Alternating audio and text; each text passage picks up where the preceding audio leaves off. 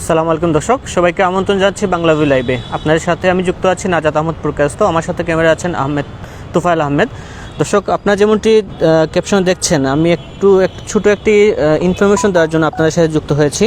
সেটা হচ্ছে সিলেটের যে বৃষ্টিপাত বেড়েছে, প্রতি বছর যে বৃষ্টিপাত হয় সেপ্টেম্বরে, সেই সেপ্টেম্বরের বৃষ্টিপাতের রেকর্ড এই বছর আসলে ভাঙতে পারে এমনটি বলেছে আবহাওয়া অধিদপ্তর।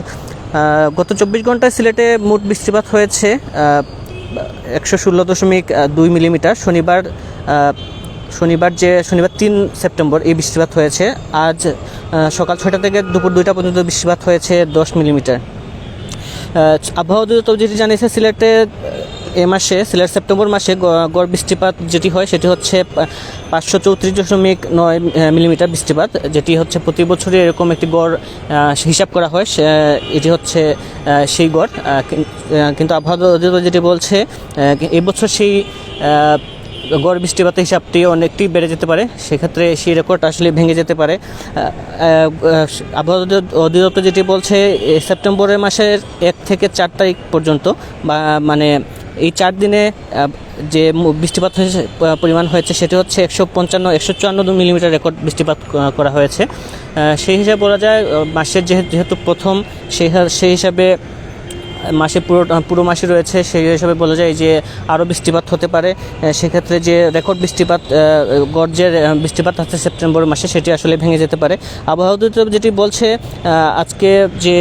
আজ বা আগামীকাল আবহাওয়া যে বৃষ্টিপাত হবে সেই বৃষ্টিপাত হতে পারে, কিন্তু সামনের যে 2-3 দিন সেটি বৃষ্টিপাত হবে না। তারপর আবার 10 তারিখ পর থেকে বৃষ্টিপাত হওয়ার সম্ভাবনা বলছে আবহাওয়া অধিদপ্তর। সেই হিসাবে আজকেও বৃষ্টিপাত হতে পারে। এটি আসলে সেই বৃষ্টিপাত হলে আসলে সিলেটের মানুষের জন্য একটি অশনি সংকট এটাই বলা যেতে পারে, কারণ আবহাওয়া বৃষ্টিপাত হলে সিলেটের নদী নদী পানি বাড়তে পারে। আবার সেই সাথে আবারও একটি বন্যার সম্ভাবনা দেখা দিতে পারে। এই ক্ষেত্রে আসলে সিলেটের মানুষের মধ্যে একটি উৎকণ্ঠা বিরাজ করছে।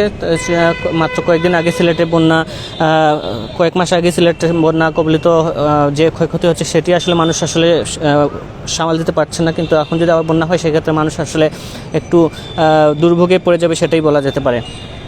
সব মিলিয়ে আসলে এই ছিল আমার কাছে সিলেটের যে খবর, আবহাওয়া অধিদপ্তর থেকে আমার কাছে সর্বশেষ খবর ছিল। বাংলা ভিউ লাইভ এখন এখানে শেষ করছি।